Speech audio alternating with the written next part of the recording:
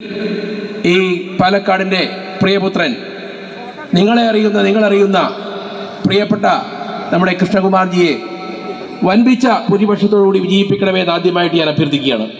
ബഹുമാനായ രാധാകൃഷ്ണൻ ചേട്ടൻ സൂചിപ്പിച്ചതുപോലെ ഞാൻ എൻ്റെ രാഷ്ട്രീയ പ്രവർത്തനം ആരംഭിച്ചതുപോലെ കേരള കോൺഗ്രസിനും UDF-നുമായിരുന്നുവെങ്കിലും ഒരിക്കലും UDF വിട്ടുപോയി മറ്റൊരു സംവിധാനത്തിലേക്ക് പോകുമെന്ന് പോലും ചിന്തിക്കാത്ത ഒരാളാണ്. പക്ഷേ ഞാൻ പറഞ്ഞല്ലോ, ഒരു കാലഘട്ടം മുഴുവൻ BJP-യെയും നരേന്ദ്രമോദിയെയും ഒക്കെ ഒരു വർഗീയ പാർട്ടി എന്ന് ചിത്രീകരിക്കുന്ന ഒരു ക്ലാസ് അല്ലെങ്കിൽ അങ്ങനെയുള്ള ഒരു ക്ലാസ്സിലൂടെയാണ് പഠിച്ചു വളർന്നു വന്നത്. പക്ഷേ ഇപ്പോൾ എങ്ങനെ ആ പാർട്ടിയോടൊപ്പം BJP-യോടൊപ്പം ചേർന്നു എന്ന് പറഞ്ഞാൽ എനിക്ക് തന്നെ അഭിമാനം തോന്നുന്നു, സന്തോഷം തോന്നുന്നു, അത്ഭുതം തോന്നുന്നു. കാരണം നിങ്ങളൊക്കെ ഓർക്കുന്നുണ്ടാവും, പാലാ ബിഷപ്പ് ബഹുമാനായ കല്ലറങ്ങാട്ട് പിതാവ്, അദ്ദേഹം കുറലങ്ങാട് ദേവാലയത്തിൽ അദ്ദേഹം പ്രസംഗിച്ചു. ഞാൻ ആ പ്രസംഗം അപ്പം പള്ളിയിലുണ്ട് കേട്ടു. അദ്ദേഹം പറഞ്ഞു, ഇവിടെ ചില ജിഹാദുകളുണ്ട്, അതിനെയൊക്കെ നിങ്ങൾ ചില ആളുകൾ നടത്തുന്ന ഈ ലവ് ജിഹാദ് പോലുള്ള അല്ലെങ്കിൽ ഈ മയക്കുമരുന്ന് പോലുള്ള ജിഹാദുകളെ നമ്മൾ ജാഗ്രതയോടുകൂടി നമ്മുടെ കുട്ടികളെ നമ്മൾ കരുതലോടുകൂടി നിങ്ങൾ പറഞ്ഞു മനസ്സിലാക്കണമെന്ന് അദ്ദേഹം പറഞ്ഞപ്പോൾ ഈരാറ്റുപേട്ടയിൽ നിന്നും ചില ആളുകൾ പാലായിലേക്ക് അഭിവന്ദ്യ കല്ലറങ്ങാട്ട് തിരുമേനിയെ ഇല്ലാതാക്കാൻ, കൊലപ്പെടുത്താനായി കടന്നു വന്നു. പക്ഷേ പാലായിലെ ജനാധിപത്യ വിശ്വാസികൾ അതോടൊപ്പം BJP നേതൃത്വം ഒറ്റക്കെട്ടായി ചങ്കുപിരിച്ച് ആ പിതാവിന് വേണ്ടി നിലപാടെടുത്തുകൊണ്ട് വന്നതുപോലെ പേട്ടയിൽ നിന്ന് വന്ന ഭീകരവാദികൾ തിരികെ പോവുകയാണ് ഉണ്ടായത്. അന്ന് തന്നെ ഞങ്ങൾക്കൊക്കെ BJP എന്ന് പറഞ്ഞ പ്രസ്ഥാനത്തോട് ഞങ്ങൾക്ക് ആഭിമുഖ്യം തോന്നി തുടങ്ങി. അതിനെല്ലാം ഉപരി പറയട്ടെ, UDF ഇന്ന് ഈ വർഗീയവാദികൾക്ക് വേണ്ടി മാത്രം നിലകൊള്ളുന്ന ഒരു സാഹചര്യം കൂടി ഉണ്ട് എന്ന് ബോധ്യപ്പെട്ടു. ഞാൻ UDF ജില്ലാ ചെയർമാനായിരുന്നു കോട്ടയം. ഞാൻ 2000 ഗ്രാമപഞ്ചായത്ത് പ്രസിഡന്റ്, അതിനുശേഷം ലാലം ബ്ലോക്ക് പഞ്ചായത്ത് പ്രസിഡന്റ്, ജില്ലാ പഞ്ചായത്ത് മെമ്പർ, യൂത്ത് ഫണ്ട് സംസ്ഥാന പ്രസിഡന്റ്, കേരള കോൺഗ്രസിന്റെ കോട്ടയം ജില്ലാ പ്രസിഡന്റ്, UDF ജില്ലാ ചെയർമാനായിരുന്ന ഞാനാണ് അന്ന് തെരഞ്ഞെടുപ്പ് സമയത്ത് രാജിവെച്ചത്. ഞങ്ങളുടെ പാർട്ടിയിലെ ചില പ്രശ്നങ്ങൾ മാത്രമായിരുന്നില്ല. എന്നെ സംബന്ധിച്ചിടത്തോളം ഈ മുന്നണിയിൽ ഇനി തുടർന്നാൽ നമ്മുടെ രാജ്യത്ത് ജനാധിപത്യം നിലനിൽക്കില്ല, പുലരില്ല എന്നുള്ള ബോധ്യവും തിരിച്ചറിവും ഉണ്ടായതുകൊണ്ടും കൂടിയാണ് ഞാൻ അന്ന് മുന്നണി വിട്ടത്. ഞാൻ മുന്നണി വിട്ടപ്പോൾ BJP-യുടെ നേതൃത്വം എൻ്റെ അടുത്ത് സമീപിച്ചു, എന്നെ കണ്ടു. അപ്പം എന്നോട് പറഞ്ഞു, നിങ്ങൾ ഒരു പാർട്ടി ഉണ്ടാക്കിയാൽ നിങ്ങൾ ഈ മുന്നണിയുടെ ഭാഗമായിരിക്കുമെന്ന് പറഞ്ഞു. ശരിക്കും എനിക്കൊരു സംശയമുണ്ടായിരുന്നു, അങ്ങനെ പെട്ടെന്ന് പാർട്ടി ഉണ്ടാക്കി മുന്നെടുക്കുമോ എന്നൊരു സംശയം ഉണ്ടായിരുന്നു. പക്ഷേ ഞാൻ പറയട്ടെ, ആ നേതാക്കന്മാരോട് പറഞ്ഞ വാക്ക് അക്ഷരം പ്രതിപാലിച്ചു. കഴിഞ്ഞ NDA യോഗത്തിലേക്ക് ഞങ്ങളെ ക്ഷണിച്ചു, NDAയുടെ ഭാഗമായി ഒരു മുന്നണിയിലേക്ക് ഘടകകക്ഷിയായി കേരള കോൺഗ്രസ് പാർട്ടിയെ കൂടി എടുക്കുകയുണ്ടായത്. എന്നാൽ ഈ അവസരത്തിൽ പറയട്ടെ, ഇവിടെ ബഹുമാനായ നമ്മുടെ കൃഷ്ണദാസ് സാർ പറഞ്ഞതുപോലെ മുനമ്പത്തെ വിഷയം, ആ മുനമ്പം വിഷയത്തിൽ ഇവിടെ എന്താണ് UDF-ഉം LDF-ഉം എടുത്തിരിക്കുന്ന നിലപാട്? അവിടെ ബഹുമാനായ VD സതീശൻ പ്രതിപക്ഷ നേതാവ് കഴിഞ്ഞ ദിവസം പറഞ്ഞു, മുനമ്പം നിവാസികളെ ഞങ്ങൾ സംരക്ഷിക്കും, അവർക്ക് യാതൊരു കുഴപ്പവും ഇറങ്ങിപ്പോകേണ്ടി വരില്ല. എന്താണ് കേരളത്തിലെ ഇടതുപക്ഷ ജനാധിപത്യ മുന്നണി അവരും പറയുന്നു, ഞങ്ങൾ മുനമ്പം നിവാസികളെ സംരക്ഷിക്കും. പക്ഷെ ഞാൻ മുനമ്പത്ത് പോയി ആ സമരസമിതി നേതൃത്വം കൊടുക്കുന്ന ഫാദർ ആന്റണി സേവറുമായി സംസാരിച്ചു. അദ്ദേഹം എന്നോട് പറഞ്ഞു, ഞാൻ വഖഫ് ബോർഡിന് മുൻപിൽ പോയപ്പോൾ എന്നോട് പറഞ്ഞിരിക്കുന്നത്, നിങ്ങൾക്ക് വേണമെങ്കിൽ ഇവിടെ താമസിക്കാം, പക്ഷെ നിങ്ങൾ പട്ടം കൊടുത്ത് താമസിക്കണം. ഇതാ പറഞ്ഞിരിക്കുന്നത്.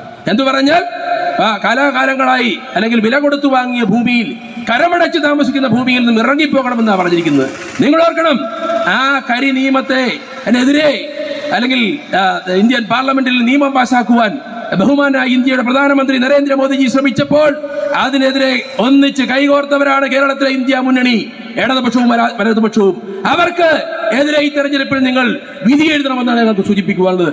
വർഗീയതയെ മാത്രം പ്രോത്സാഹിപ്പിക്കുന്ന ഒരു മതവിഭാഗത്തെ മാത്രം അല്ലെങ്കിൽ അവരുടെ വോട്ടിന് വേണ്ടി മാത്രം ഇവിടെ പച്ച വർഗീയത നടപ്പിലാക്കുന്ന ഇരു മുന്നണികളെ പരാജയപ്പെടുത്തിക്കൊണ്ട് ഇവിടെ BJP-യുടെ നേതൃത്വത്തിലുള്ള NDAയുടെ നേതൃത്വത്തിലുള്ള സ്ഥാനാർത്ഥി ഇവിടെ വിജയിക്കണം. ഇവിടെ സൂചിപ്പിച്ചതുപോലെ കേരള നിയമസഭയിൽ നമുക്ക് വേണ്ടി വാദിക്കുവാൻ, സംസാരിക്കുവാൻ, പാവപ്പെട്ടവർക്ക് വേണ്ടി സംസാരിക്കുവാൻ ഒരു ജനപ്രതിനിധി ഉണ്ടാവണം. അത് നമ്മുടെ പ്രിയപ്പെട്ട കൃഷ്ണകുമാർ ആകാൻ നിങ്ങൾ പരിശ്രമിക്കുമെന്ന് മാത്രം ഞാൻ ഈ അവസരം സൂചിപ്പിക്കുന്നു.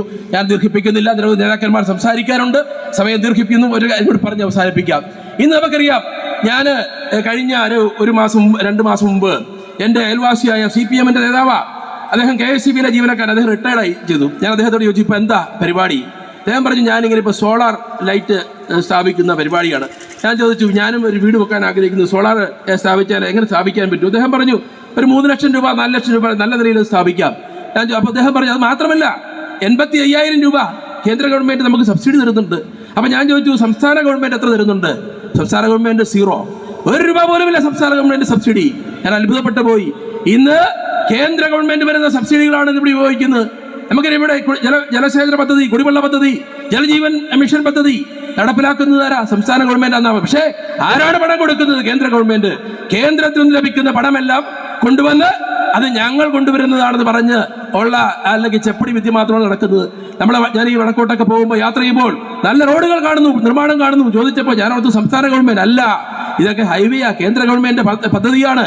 അപ്പൊ ഞാൻ പറഞ്ഞത് ഇവിടെ ഇന്ത്യ മഹാരാജ്യം ഭരിക്കുന്ന നരേന്ദ്രമോദിജി അദ്ദേഹത്തിന് നേതൃത്വം നടക്കുന്ന വികസനത്തിന് നമ്മൾ വോട്ട് ചെയ്യണം. അതുകൊണ്ട് ഈ വികസന വിരോധികളെ കേരളത്തിലെ ഇടതുപക്ഷ സർക്കാരിനെ കുറിച്ച് ഞാൻ പറയേണ്ടതില്ല. വിലക്കയറ്റം കൊണ്ട് ജനം പുറത്തുവിട്ട് നിൽക്കുന്നു.